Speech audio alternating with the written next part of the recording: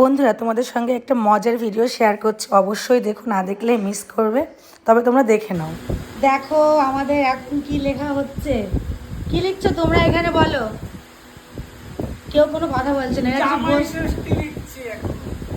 এটা কেউ বলতে চাইছিল না কিন্তু জামাইবাবু বলে দিল। কি সুন্দর লেখা হচ্ছে।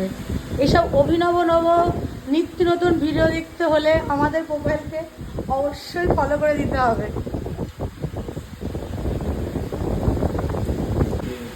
কি বলছো?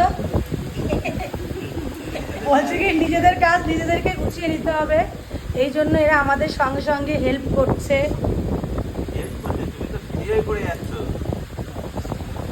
আমি ছোট বোন না, তাই সব কিছু তো ছাড়। সে আমার ছোট বোন।